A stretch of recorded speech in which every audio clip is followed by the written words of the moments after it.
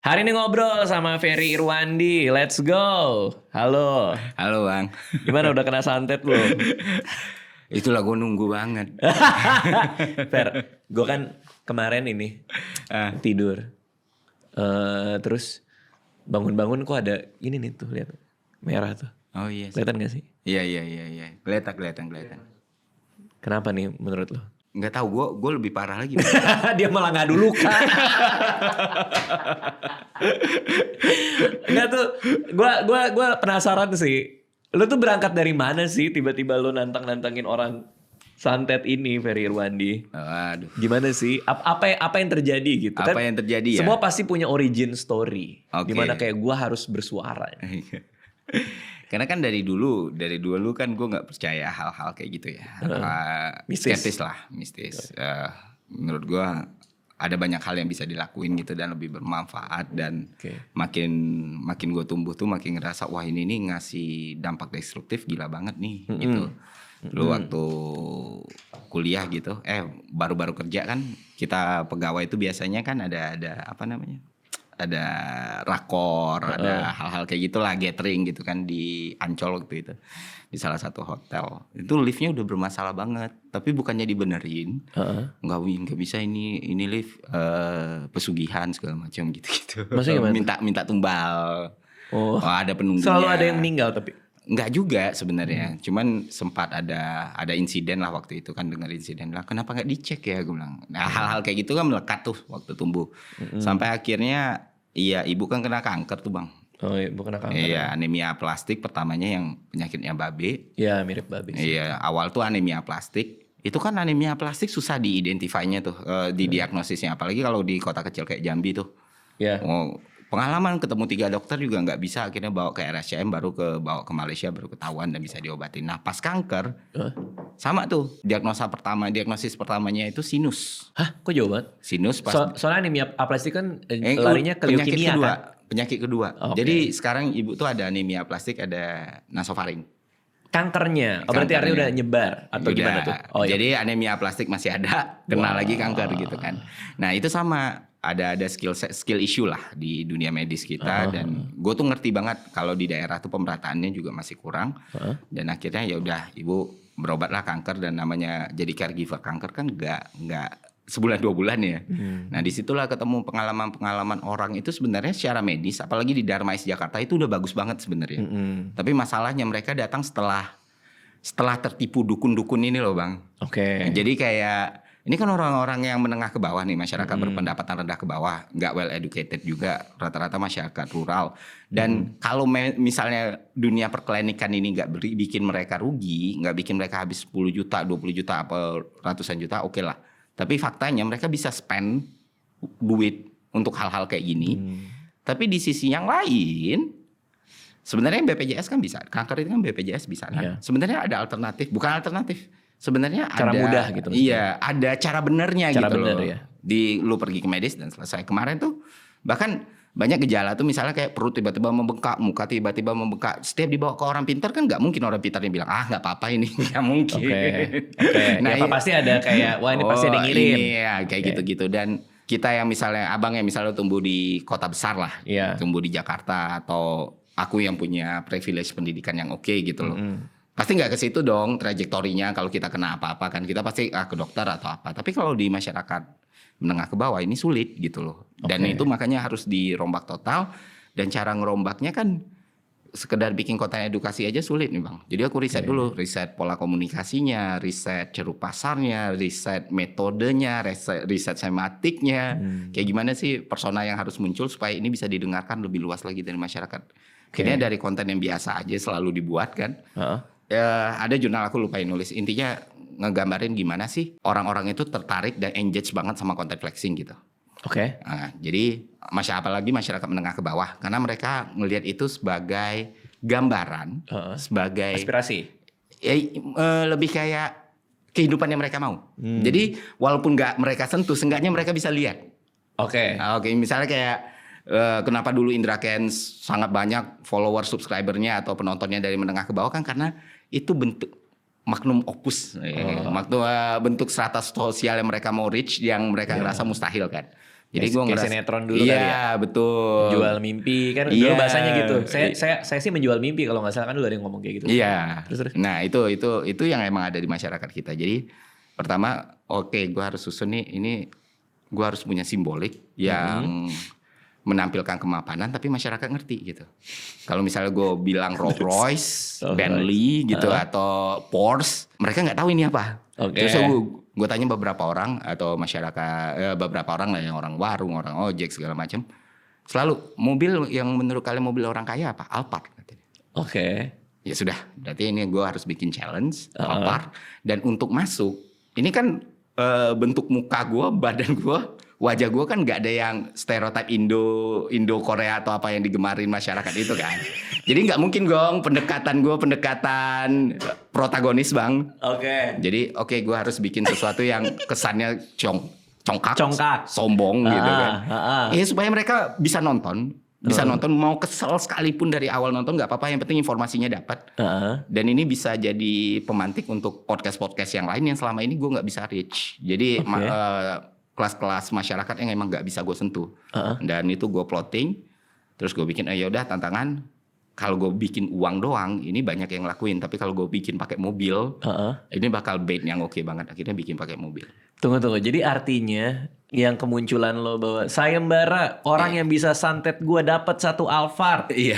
Itu by design semua. By design. Alphardnya udah dipikirin gitu. Udah ada juga, bukan cuma dipikirin. Artinya dari semuanya, untuk nyampe ke kata Alphard itu pemikirannya jauh gitu maksudnya. Iya. Jadi kayak Alphardnya juga udah ada. Ada. Berarti Alphard yang mau lokasi lah ya. Iya. Yang gue pakai juga. Ada di rumah. Ada. Berarti tinggal bungkus ya. Tinggal santai aja gitu. Oke. Terus sebenarnya cita-citanya kan gampang ya, kayak value dari hidup apa sih gitu loh. Gue ngerasa gue udah lumayan lah. Ya bisa dikatakan selangkah 2 langkah lagi financial freedom gitu. Untuk ukuran gue ya. Kita masih punya cicilan nggak ya? Masih. Apa tuh? Rumah. Oh iya. Rumah KPR berarti. Ya masih ada KPR, ya sedikit lah. Tapi kan bisa dilunasin di depan tuh biasanya kan. Ada penalti dikit lah ya. Iya, ini KPR rumah pertama. Bukan yang sekarang. Bukan. Oh beda lagi. Beda lagi. Terus. Jadi waktu mau ditutup ya syukur-syukur ngitung-ngitung juga nggak terlalu ini lagi. Terus mikir apa sih yang bisa dikasih ke masyarakat gitu loh. Karena kan kalau kata Tan Malaka tuh masyarakat terdidik itu punya kewajiban untuk memberikan manfaat kepada masyarakat yang lain kan. Kalau tidak, untuk apa pendidikan itu diberikan gitu. Dan gue rasa kemampuan kognitif seseorang, critical thinking seseorang, atau problem solving seseorang akan terus terbelenggu kalau selama masyarakat itu masih memahami bahwa kalau lu punya masalah lu harus ke orang pintar, ke dukun atau wajah-wajah yang lain. Jadi ya gue ngerasa ini mungkin battle paling sulit, tapi ya mau nggak mau harus dilakuin gitu loh. Jadi ini arc lo yang paling baru lah ya. Iya. Ini usaha membuktikan santet itu ada. Cuma dalam hati kecil lo tahu itu tidak bisa dibuktikan. Ya karena tidak ada. Ya berarti lo udah tahu dengan yakin kan. Makanya lo yakin. pede satu Alphard apa segala macam ya kan. Ya dan selama ini penantang itu ada sekitar 34 orang Bang. Lo hitungin. Hitungin satu, ini permintaannya apa. Ada lucu-lucu lagi. Apa gimana nih, ada yang pertama bilang gak bisa nih, keilmuannya udah terlalu besar. Keilmuan lu? Iya, udah ada yang jagain. Terus ada yang bilang garis keturunan raja. Apalagi. Terus ada yang bilang Ferry ini pegangannya udah lebih ngeri lagi. Terus ada lagi yang paling lucu kemarin. Tunggu ya 10 hari, Mas saya update. Bukan Mas yang masuk RS tapi saya katanya. Dukunnya ya Mas. Kenapa? Nggak tahu. Katanya terlalu kuat energi atau segala macam. Jadi kebalik gitu, berbalik di dia terus masuk gitu dia ke RS. Nggak ngerti gue. Padahal goblok-goblok aja sih gue. Maksud gue 2024. Gue nonton yang lo live lagi.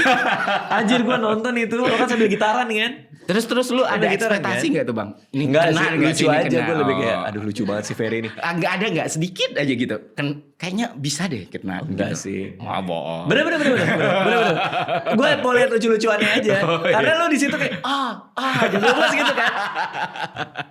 Tapi persoalan gue gini. Nih, satu-satu ya gue ya. Santet menurut lo nggak ada ya kan? Santet dalam definisi ini ya, definisi kebanyakan masyarakat ya. Oh ada definisi lain? Ada santet fisikal yang masuk racun, upaya pembunuhan, teror psikologi itu ada.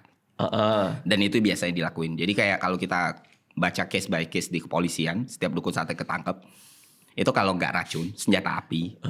Kalau enggak ya itu tekanan psikologis dari kiri dan kanan. Nggak pernah yang terbukti. Yang gue nggak percaya adalah ada orang punya kekuatan supranatural ngeledakin perut orang dan nanam paku di perut orang. Oke, itu yang lo nggak percayai. Nggak percaya. Yang lo percayai apa?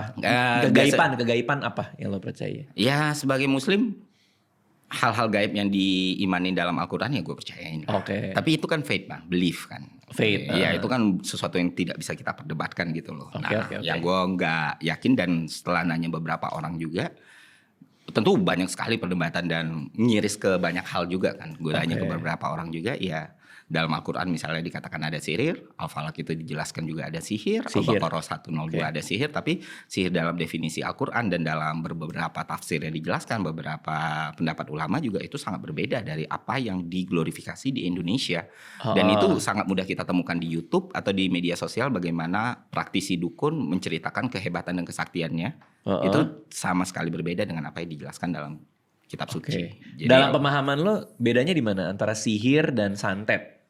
Sihir dalam Al-Quran itu pertama, wah ini gue ngerti, gue pelajari. Cuman kalau kita ngomong agama bang, apalagi menyangkut tafsir Al-Quran ya, karena kan ada keilmuannya sendiri, ada keilmuannya sendiri, ada sanadnya sendiri, hal-hal kayak gitu. Jadi sebenarnya intinya gini, dari apa yang gue pahamin dan pelajari dari beberapa orang yang emang ngerti dan paham, dari beberapa orang yang memang benar-benar ada di bidang itu gitu loh, yang emang secara keilmuan formalnya juga sarjana di situ misalnya atau bahkan dengan pendidikan yang lebih tinggi, ya memang pendapat itu berbeda-beda gitu.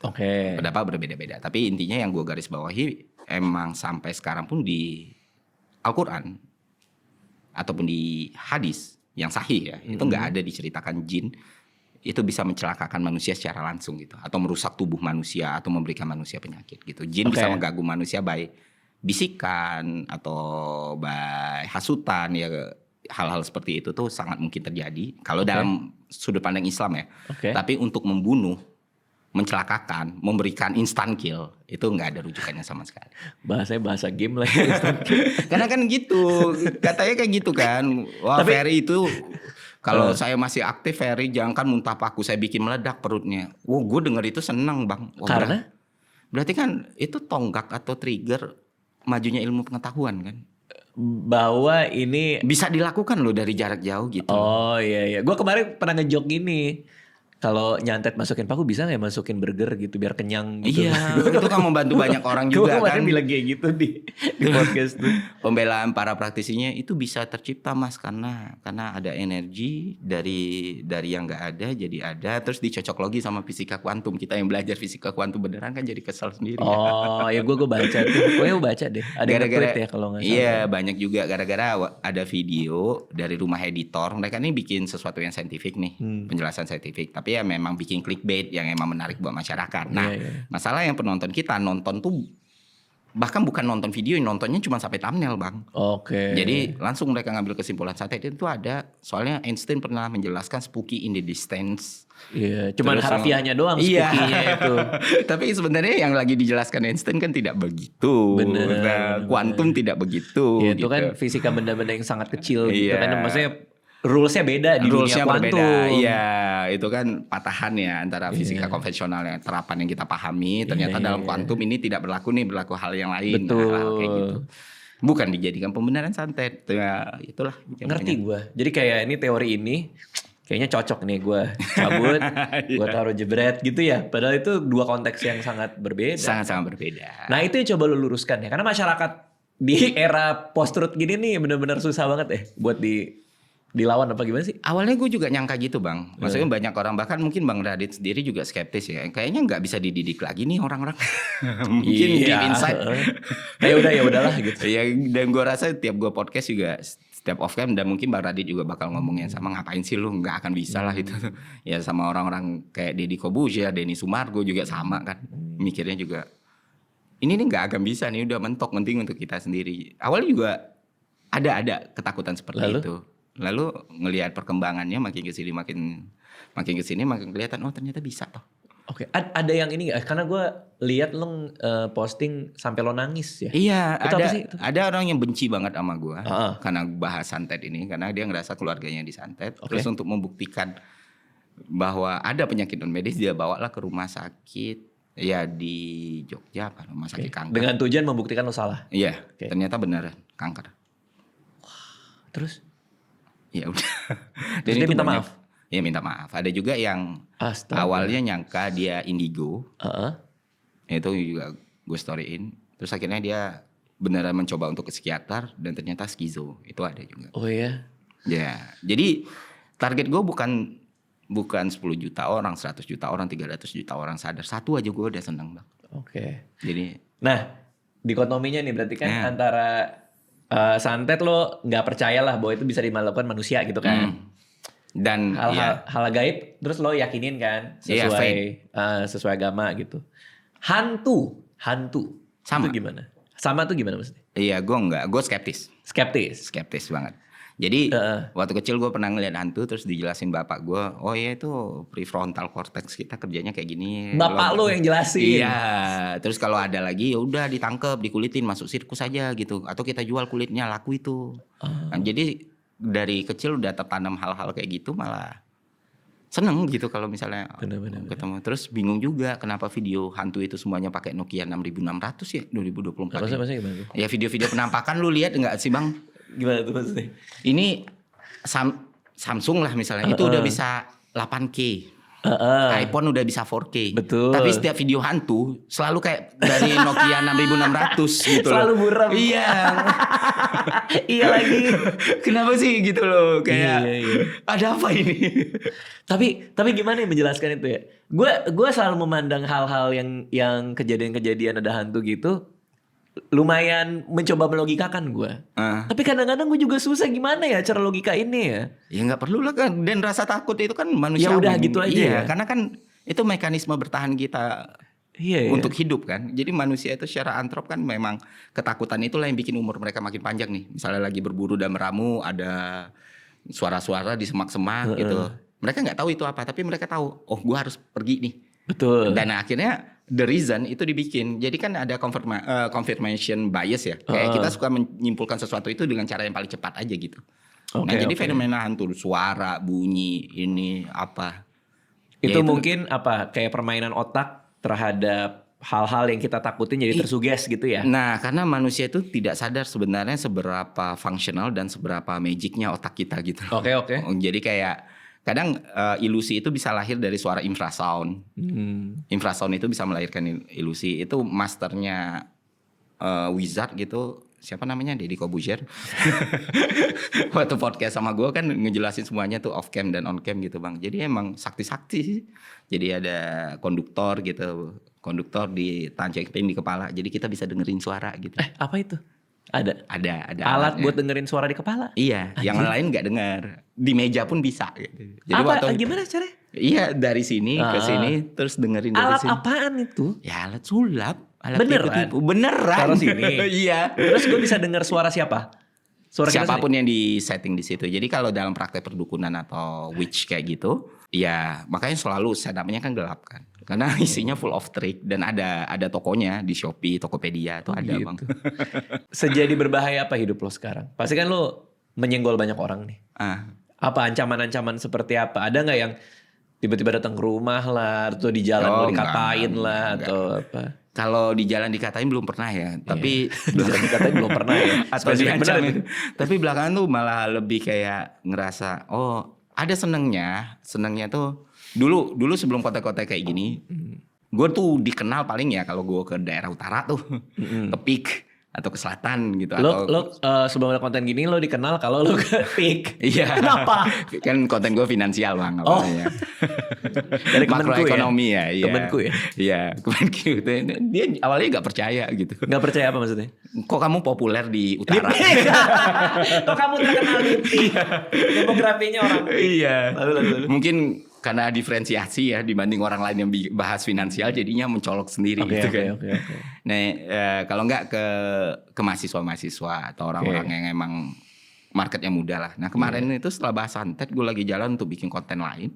Ketemu supir truk diajak foto gitu. Supir truk Bang. Seneng banget deh saya. Berarti kan nyampe ya. Terus bilang apa supir truknya? Kemana Bang? Nyari dukun ya? Terus ke toko vape yang emang masyarakat rural ya di sebuah kabupaten juga. Ini Bang Ferry yang kebal santet Toko kan. vape. Iya gitu. Jadi Jangan lo dikenalnya itu sekarang. iya, gue punya nggak ngerti juga kebal gue santet. kebal santet dulu stoik, anti judul terserah lah. Kalau di Spanyol terkenal juga profesor. Apa itu? Manis. Oke, oh jadi marketnya jadi demografinya jadi lebar. Jadi dan emang itu yang gue butuhin kan. Oh, Karena emang ini supaya edukasi. menjangkau. Iya, karena edukasi ini kan emang kalau Bang Radit mau percaya lelembut dedemit gak akan ngefek gimana ke abang gitu. Lu gak akan tiba-tiba nyamperin Ki Arjuna untuk minta sages kan. Kecuali iya ya. Tapi kalau masyarakat dengan keadaan finansial yang buruk, dengan situasi hidup dan mati tiap hari, dengan pendapatan yang sangat-sangat minim, mereka masih edukasi belum sampai ke mereka, sosialisasi belum sampai ke mereka nggak tahu BPJS itu bisa diurus dengan gampang. Terus tiba-tiba ada orang ngaku sakti, ini ada yang jahat, dan itu bukan 1-2 jutaan orang kena pola yang sama. Jadi gue pikir oke, dari sejak itu setelah gue planning nih semua rencananya gue eksekusi, gue targetin ini minimal 1 juta views nih. Karena sebelum itu kan gue nggak terlalu sering lah hit 1 juta itu nggak terlalu banyak lah. Minimal 1 juta views dan follow up-nya pasti ke Densu, ke Dedi. Oh lu udah mikirin tuh? Iya. Dan abis ini gue kesini gitu? Dan bukan gue yang nyamperin ya. Pasti mereka yang iniin, pasti mereka yang bid. Sama gue juga penasaran, makanya gue undang lu. Dan kalau abang perhatiin di setiap podcast itu pola komunikasi gue, intonasi gue, cara gue ngomong itu beda-beda. Oh gitu. Kalau dengan Om Ded mungkin marketnya 11-12 dengan Bang Radit ya. Jadi kayak gini nyantai. Okay. Pas ke Densu ya stereotipnya, tipikalnya itu beda tuh. Pendekatannya beda gitu. Gue harus lebih rural gitu. Apa tuh lebih rural? Gue harus lebih Jambi lah. Gak ngerti gue. Oke. Gue harus lebih proletar. Ini ngerti gak? Ngerti sih, cuman jadi harus ngerti gak? Kalau penonton lu gue yakin ngerti lah. Ngerti ya. Gue harus lebih merakyat. Dengan bahasa yang lebih lugas, dengan persona yang muncul gitu loh, songong gitu. Terus sotoy gitu. Wah, lu belajar di mana yang kayak gini-gini sih? Emang karena konten lama apa gimana? Jadi lo tahu nih bahwa di sini demografi ini marketnya gini, cara sikatnya gini gitu. Ya satu bidang yang gue paham banget kan komunikasi. Oke, karena lo kan di Kemenq juga komunikasi. Iya, kan? gue megang, jadi ngerti banget crowd control gimana, komunikasi massa gimana, terus pendekatan approaching satu-satu gimana. Ya itu salah satu tools, guns gue lah, weapon gue lah. Jadi, gokil bro, gokil. Makanya gue kaget aja itu waktu video Bang Radit ngepost. Ferry Irwandi bilang gak ada personal branding. Itu lucu banget. Itu lucu banget. Konteks ya, lihat reels gue waktu gue ke Universitas Mercu Buana.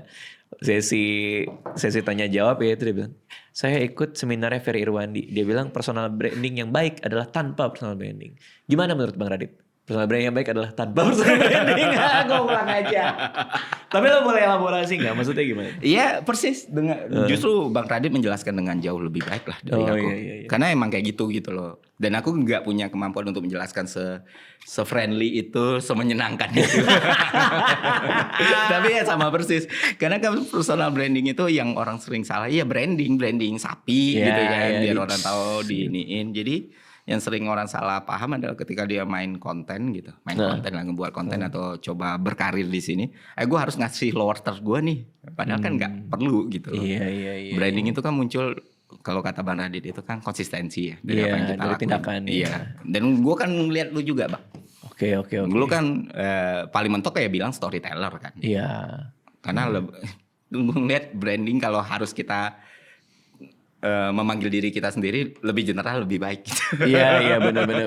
Karena rezekinya lebih banyak. Iya betul. Bisa masuk ke mana-mana. Iya betul. Wah pinter juga nih. Kalau gue bilang penulis nanti seminarnya tulisan mulu. Iya benar juga lagi. Kalau gue bilang filmmaker seminar film mulu nih ya. Betul. Storyteller. Ayo mana aja ayo.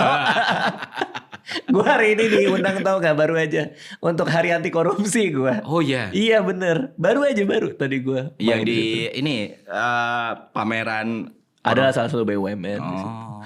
Oke, jadi gimana nih setelah lu lepas dari kantor tuh? Kalau nggak salah kan kita ketemu, itu lo masih ngantor tuh pertama kali. Iya. Terus gue ketemu lo juga di Kemenq. Abis itu lu cabut. Iya. Gue masih inget tuh IG feed lo bilang, story lo. Apapun yang terjadi. Gue kalau nge-grab juga, ayo apa ya? Lo bilang apa ya? Kalau salah gitu ya. Udah siap dengan semua konsekuensi. Iya. Terus apa yang terjadi setelah lo memutuskan cabut dari kantor? Karena banyak orang yang dalam posisi lo jangan-jangan nih kayak gue mau ngonten apa gue cabut gitu.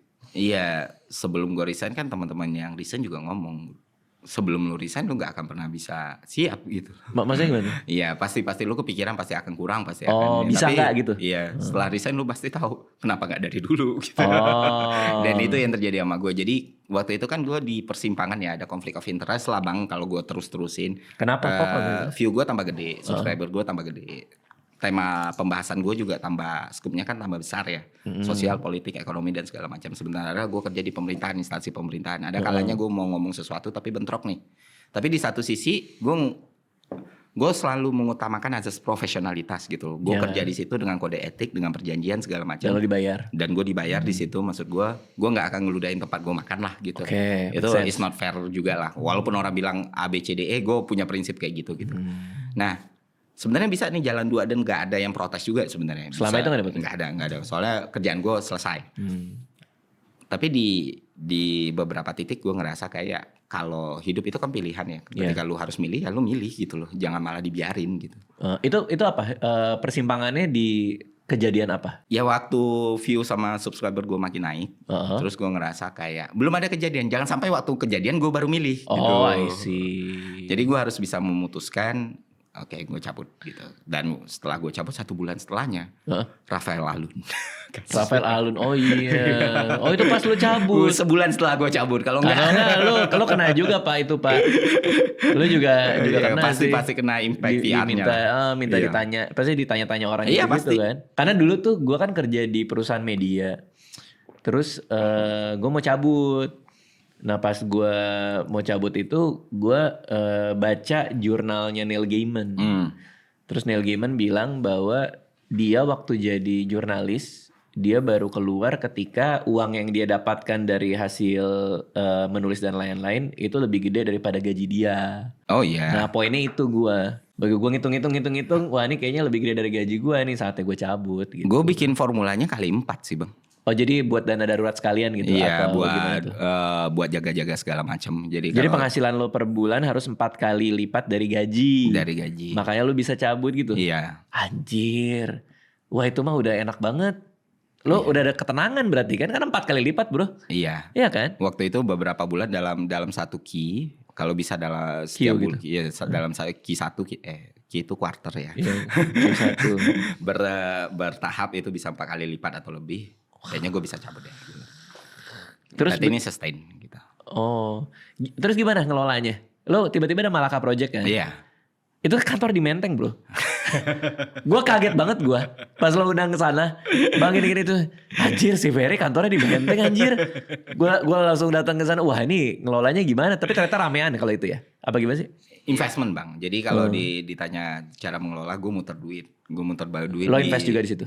Gue invest juga di situ, di Malaka Project juga kita dari uang yang ada. Jadi sebenarnya kan pekerjaan utama gue sebenarnya kan bukan influencer atau bukan content creator ya. Gue konsultan. Lu nggak mau dibilang gitu? Nggak mau. Oke. Gue konsultan dan ya karena tidak ada kebutuhan gue untuk publish bidang gue. Jadi ya nggak pernah gue ngerasa gue sembunyiin tapi nggak pernah gue sounding juga gue kerjain apa atau apa. Terus di money market juga gue tipikal yang nggak akan pernah ngepromosin ya namanya emiten, koin segala macam. Tapi kan gue aktif di situ. Lo aktif tuh artinya lo aktif berinvestasi? Ya. Atau investasi, trading segala macam. Oke. Karena ilmunya memang dari situ. Iya, cuman gue ngerasa ada responsibility sebagai orang yang punya follower yang banyak dan didengarkan orang, apalagi spesifik ngomong keuangan. Gue nggak mau nyebut emiten atau mempromosin paling mentoknya apps. Iya, dan apps yang memang lo pakai kan? Dan izin Bapeti atau izin OJK gitu. Jadi yang emang secara payung hukumnya sah gitu. Dan mau dibayar berapapun gue nggak akan pernah mau ngegoreng koin, saham segala macam enggak. Benar. Dari situlah kita putar terus ada rezeki juga lagi bagus, AdSense juga lagi bagus, terus dananya sekian. Kira ya udahlah kita bikin ini produktif deh. Karena kan umur gue kan waktu mulai Malaka Project itu 31 lah, 31, 32. Terus gue mikir, oke, ini capital index gue sini, human capital gue money capital index gini, human capital sini nih. Apa tuh maksudnya capital? Jadi kalau human capital itu kan lu leher ke atas ya. Resource, skills, segala macam. Aset ilmu. Gue sebagai aset gitu. Oke. Ya, itu kan masih dalam peaknya nih. Oke, gue karena 31. Iya. Oke, lalu. Jadi ya udah, dan gue pikir juga Malaka Project ini selain tujuan kaminya, selain apa yang kita berusaha buat, ini win-win solution for everyone. Secara bisnis is a good business gitu. Lu bayangin Bang, acara offline edukasi yang tonton 10.000 orang. Gue juga baru lihat lagi anjir di feed lu. Kaget banget gue. Itu bukan konser, bukan special show, berbayar. 10.000 orang. 10.000 orang. Berapa kota? Berapa titik? 3. Gede sih. Gede banget. Apa itu gimana? Itu gimana sih? Jadi gimana? Lo bikin off-air? Bikin apa off-air. Malaka Talks namanya itu apa nih? Ghost to Campus. Malaka Ghost to Campus. Itu salah satu off-air kita paling gede ya. Yang isinya monolog, terus kita ngejelasin materi, terus ya udah ternyata disambut positif. Artinya di sini kita bisa lihat marketnya ada. Gimana caranya sih? Kok bisa? Itu berapa harga tiket berapa? Berkisar 40 sampai 60, beda-beda. 40.000 sampai 60.000. Iya. 3 titik. 3 titik. Main di kampus. Oke. Rame-rame tuh ada Jerome segala ya, gue lihat fotonya. Beda-beda line up. Jadi kayak di Surabaya di kotanya Jerome-nya nggak ada, adanya Coki. Oke. Ada Coki Pardede. Ada Coki Pardede. Coki Pardede.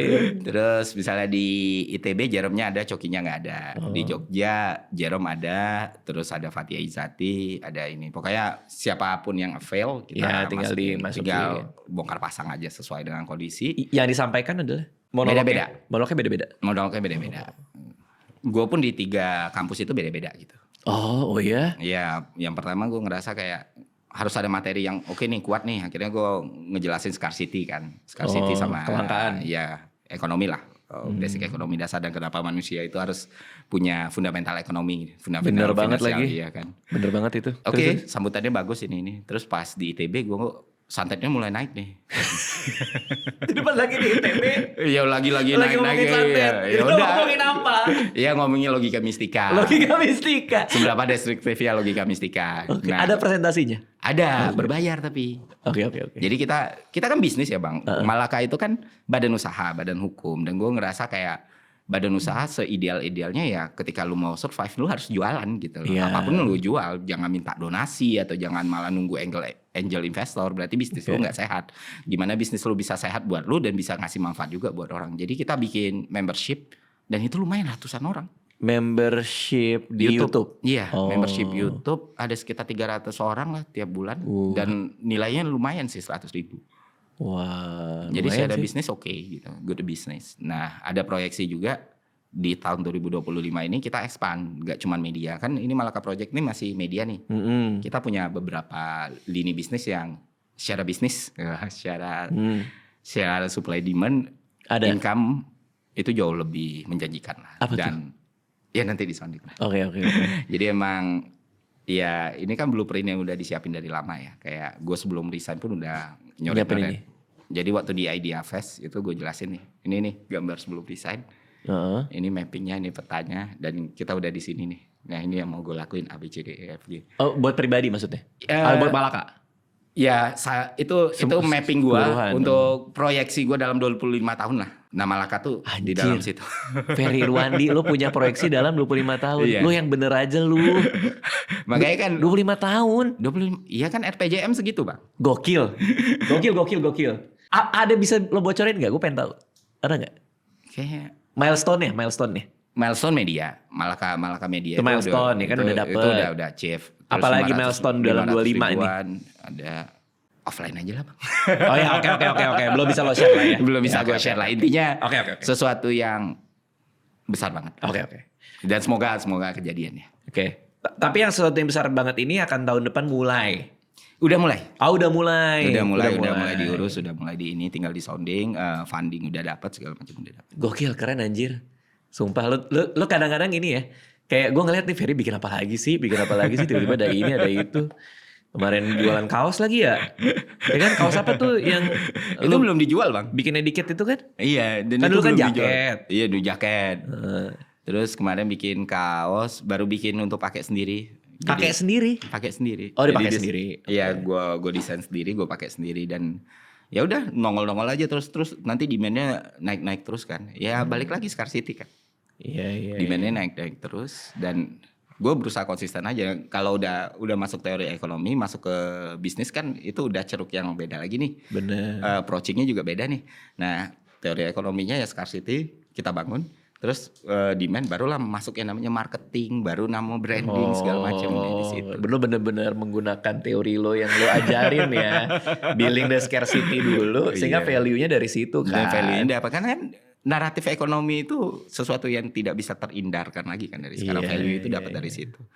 Nah, kadang dipakai dengan cara yang salah. Kayak yang baru gue bahas itu garam rukiah, Bang. Kenapa tuh garam rukiah? Abang tahu nggak itu salah satu di marketplace paling besar penjualannya dan orang-orang pedagang garam rukiah itu udah kaya banget. Kemarin dapat dari salah satu itu perusahaan ekspedisi ya yang waktu kemarin kita jadi perantara antara seller sama Oh ya.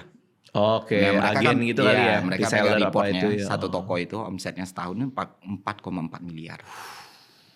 Gila ya.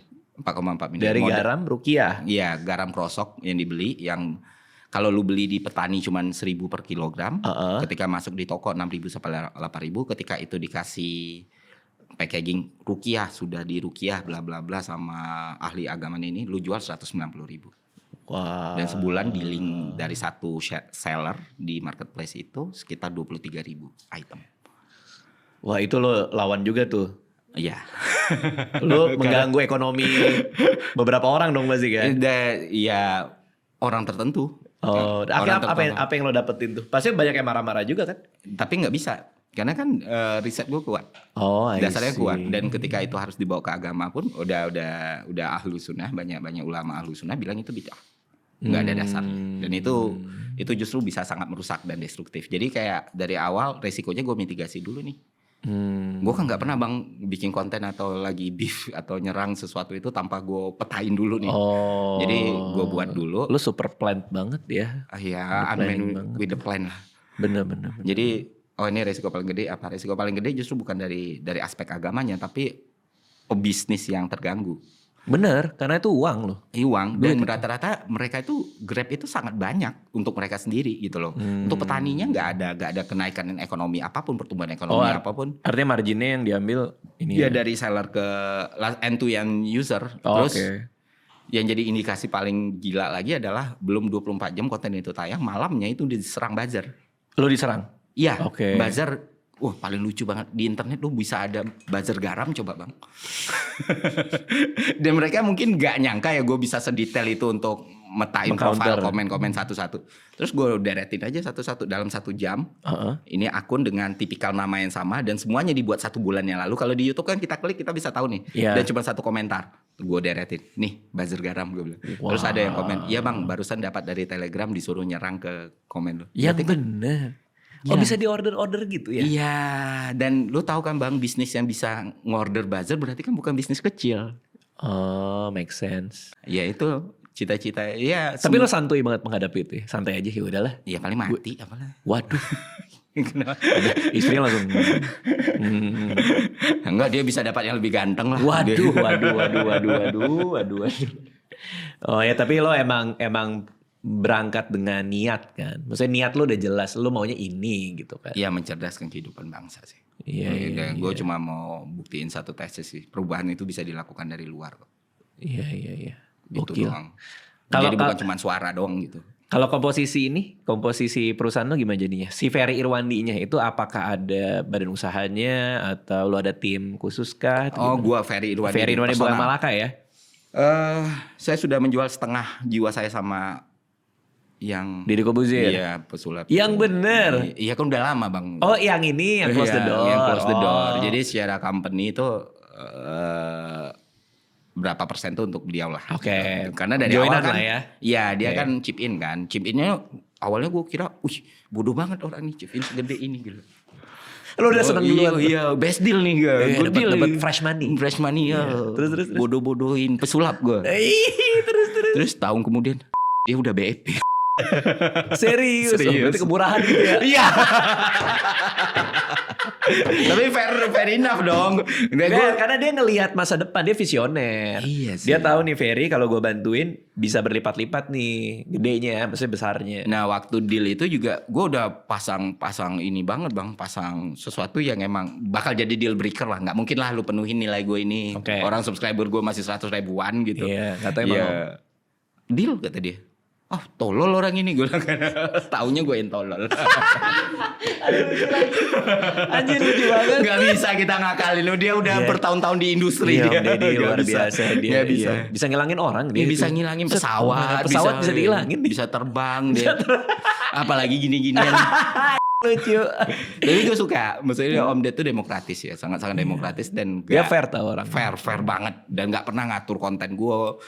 Lucu tuh gue nyerang perusahaan yang baru dia invest 2 puluhan M. Terus dia ketawa aja. Iya. Apa itu?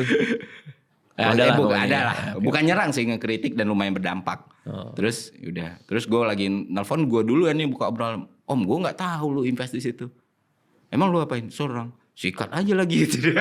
Ya fair aja. Fair dia. Terus orang yang ngubungin Om Ded. Terus bilang minta tolong mengendalikan saya kan. Terus Om Dednya bilang, lu minta gue ngendaliin Ferry gitu. Gua aja nggak aman dari dia, lu lagi gitu. Iya. Jadi hubungan baik sekali lah dengan segala hal yang Om Ded punya ya. Jadi oke. Jadi secara struktur itu ya. Di bawah-bawahnya ada karyawan kah atau? Gue baru hire editor itu baru ada sebulan nggak ya? Sebulan. Karena gue ngeliat lu nyari kan. Iya. Karena udah mulai kecapean dan gue udah kayaknya iya benar sih kayak dulu kita bahas. Udah mulai ada titik jenuhnya bang. Oh ya? Gue mulai jenuh ngedit. Karena teknis. Iya teknis. Terus selama ini kan hobi gue ngedit ya. Terus gue harus nyari hobi lain. Akhirnya nyari editornya good banget. Namanya Dana. Ya. Tapi belakangan juga belum yang satu full video dia kerjain. Yang apa gue masih ngedit. Lo masih rapi? Gitu. Masih kayak video terakhir masih gue full yang ngedit atau apa. Jadi tapi udah ngebantu lah. Sebagai videografer banget dan suka ngedit dan jago ngedit, gimana cara dapetinnya tuh? Susah banget pasti kan, standar lo pasti tinggi kan? Iya, gimana dia tuh? menuhin standar itu sih. Maksudnya gimana nyarinya gitu? Udah cari di Instagram aja, kasih video lu gitu. Oh gitu doang? Iya, gue gak perlu ijazah, gue gak perlu tinggi badan, gue gak perlu berpenampilan menarik. Lu bisa ngedit, mau lu gak sekolah juga, ayo gitu. Dan dia yang terbaik yang ngasih porto. Berapa orang yang ngasih? Ada mungkin ratusan. Gimana lo milihnya? Lo lihat aja satu-satu tuh Pak. Bang, kalau editor ya bang, 3 detik pertama aja udah langsung tahu. Kelihatan. Udah tahu. Oh. Oke. Akhirnya waktu itu tinggal 2 orang, terus ya gue ujinya mereka ya ini. Satu video.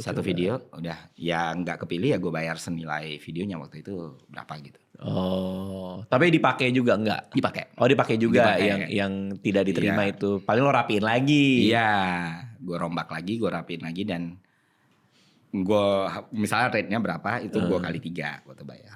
Oke, dan berarti karyawan 1 editor. 1 editor. Untuk gue sendiri ya. Iya. Skrip nggak ada? Skrip nggak. Kreatif gitu nggak? Nggak. Wah, pusing juga ya Pak ya? Enggak sih bang. Nggak juga ya? Justru aneh, di Malaka kan ada lah yang kayak gitu. Nah, pas skrip gue dipegangin orang, gue malah bingung gitu. Karena jauh banget gitu? Iya, terus juga kadang malah jadi marah-marah gitu gue. Kayak, kenapa gue marah-marah? Ini risetnya kurang nih. Harusnya pendekatannya gak kayak gini, gue malah jadi nguliahin. Oh, jadi kerja 2 kali. Iya, kerja 2 kali. Tapi gue kasih ruang, misalnya kayak gue harus ngonten di Malaka dan ada skrip. Ya udah, nah belakangan mulai coba crossover gitu, misalnya kayak endorse atau apa, ya coba lu buatin deh gitu. Kalau emang bahannya nggak buat, nanti kita breakdown gitu, salahnya di mana. Itu bisa. Ini deduktif, ini induktif, kayak gitu gitulah. Iya. Oke, terakhir nih, hari lo kayak gimana sih biasanya tipikal hari Ferry Irwandi? Bangunnya berapa tuh biasanya tuh? Tidur nggak tentu ya, tidur kayak ini tidur jam 3 bangun setengah 5. Anjir. Terus nggak bisa tidur lagi. Ngantuk lah itu ngantuk sih. Tapi enggak sih bang. Enggak yang ngantuk banget. Tadi udah mau minta izin sama istri. Aku tidur dulu ya. Dari jam 11 sampai jam 12 baru jalan. Enggak tidur juga. Tapi enggak. Biasanya kalau udah weekend gitu. Atau ada hari kosong sendiri tuh bisa tuh hibernasi seharian. Tapi sih saya 2 jam 1 jam bahkan. Oke, fine. Oke, terus abis itu apa? Siangnya sarapan kah? Atau? Jarang sarapan ya, biasanya ke backyard, ke halaman belakang. Bengong-bengong. Iya, bengong. Lu habis beli rumah lagi ya? Iya. Rumah tetangga kan lu beli? Bukan. Apa sih? Rumah depan? Enggak juga. Jadi rumah ada komplek yang bagusan lah. Dekat rumah yang pertama tuh ada bagusan dan lebih tenang lah. Jadi bentuk rumahnya kayak gini lah, yang nggak nyatu sama rumah lain gitu loh, dindingnya apa ya kayak rumah tipikal selatan lah gitu. Iya. Terus nggak banjir, terus dijualnya murah banget untuk pasarannya gitu. Tanah 500-an itu 2,2. Wah murah sih. Murah banget bang. Iya 500 meter persegi soalnya. Iya 2,2. Lu sikat tuh beli. Jadi cita-cita punya rumah ada backyardnya di Jabodetabek kan enak gitu. Kadang gue ngeliat tuh lo videoin, tapi lo bengong doang, ya kan? Kayak ngapain sih? Jam berapa kan? Jam berapa pagi ya? Itu 1 pagi ya? Ini. Tuh nama jalannya jalan apa gitu gue lupa. Lo kasih tahu kan nama jalannya? Enggak lah. Iya.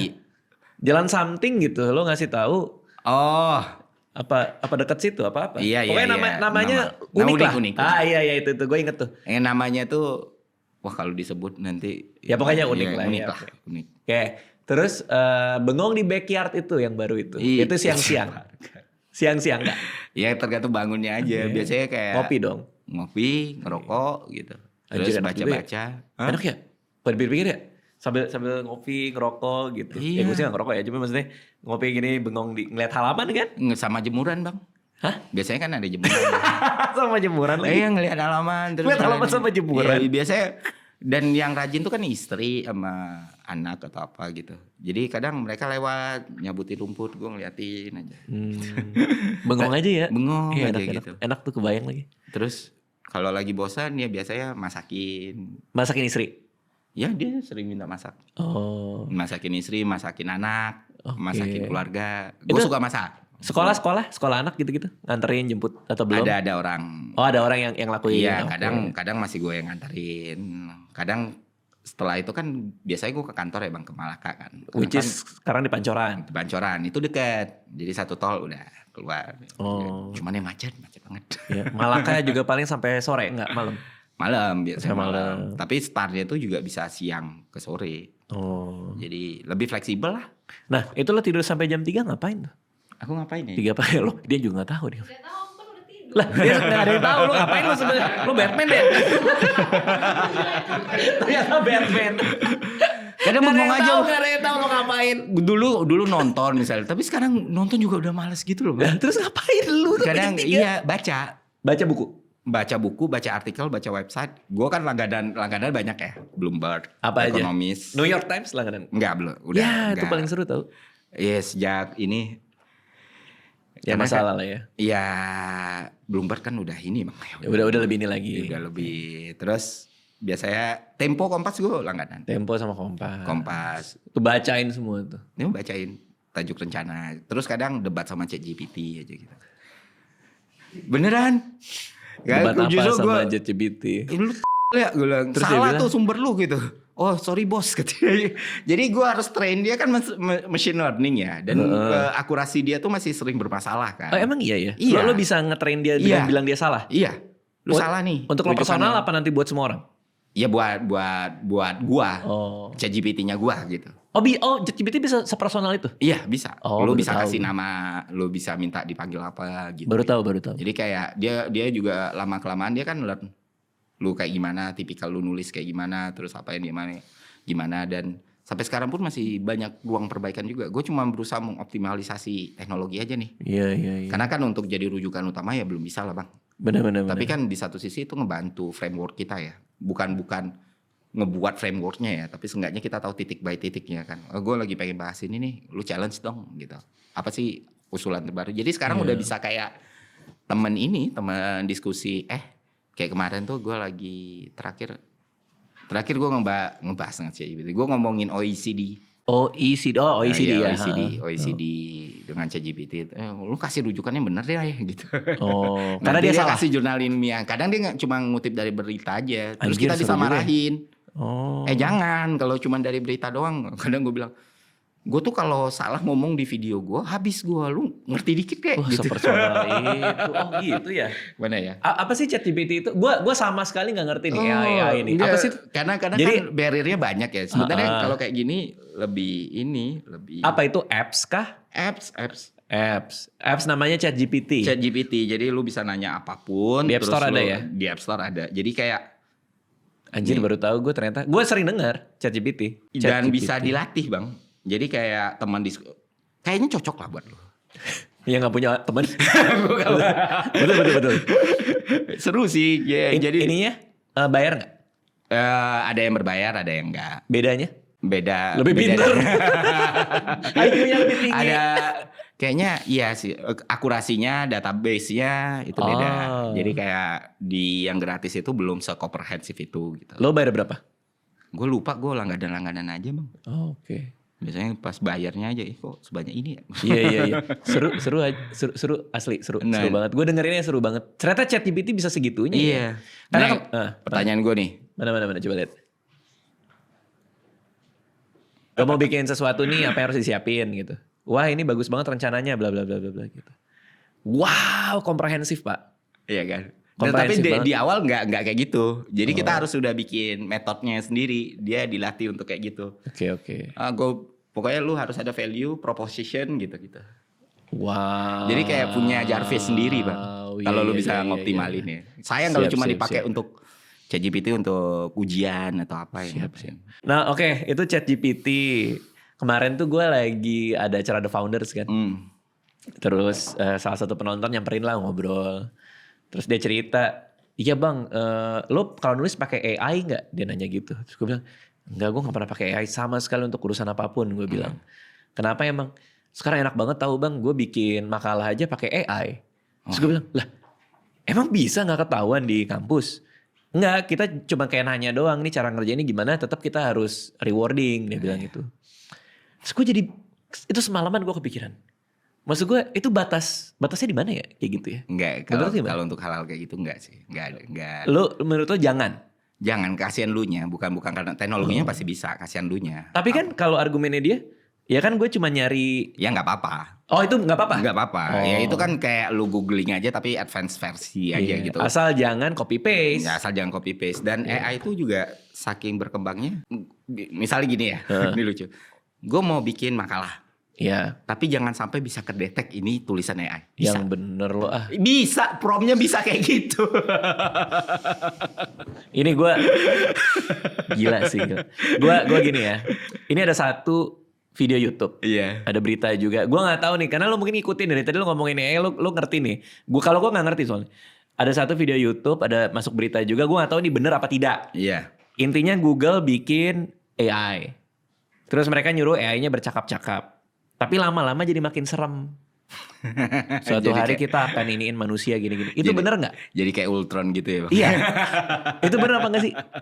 Gue gak ngikutin sih itu. Ya? Tapi it all make sense lah. It all make sense. Terus ada juga AI yang kemarin biasanya itu kayak mating game gitu loh. Mating game? Iya. Jadi jodoh apa kawin?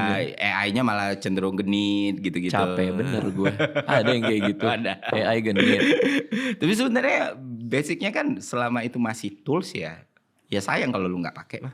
Itu bener. Itu membantu gitu loh. Cuman kayak orang misalnya kayak copy paste makalah atau skrip ya bobotnya belum. Jadi kayak apalagi kalau ngerjain, gue kan lagi proses ngerjain tesis ya. Itu sangat-sangat nggak bisa, sangat nggak bisa karena tidak mampu. Belum kapabilitasnya dan scope of work-nya itu belum sampai di situ gitu. Tapi buat risetin boleh dong? Boleh. Rujukan sih. Rujukan. Kayak lu nyari, kalau dulu kan harus ke perpustakaan lihat katalog, lihat ini. Gue mau nyari ini di mana sih gitu. Kalau ini batas etikalnya, yang ini yang rame orang bilang soal gambar. Itu seni. Kalau gue nggak pernah pakai, nggak akan pakai. Karena itu kan udah pencurian ya. Dulu waktu awal pertama muncul, kita kan semua mau coba ya. Iya. Ya teknologi baru. Dan setelah dipikir, oh ini gak etis deh. Dan jelek. Bener.